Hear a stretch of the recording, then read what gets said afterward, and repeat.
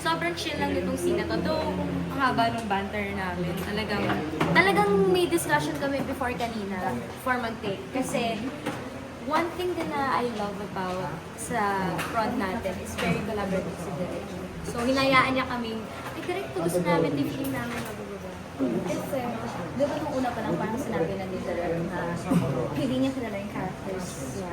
Especially sa inyo, from season 1. So, kumbaga, andun din yung talagang ano ni Direk na kung ano yung ginagawa ng characters niya, yun yung gawin mo. Yeah. So it's nice. Parang na-feel ko na part, mas lalo ko na-feel na parang, uy, talagang show natin. Yun na yung takeaway ko sa scene na to. Kasi, first time natin mag-scene ng like, tayong dalawa na ganito lang kalma. Lagi kasi naawa. Sorry. Tapos ako nang-aaway in real life. Oo nga eh. Baliktad kasi talaga guys. Guys, ganito talaga ka. Ang liit ng kamay niya. Oh my gosh. Nasalin niya pa yun. Sorry, hindi talaga ng kamay niya. Tiyan niya guys.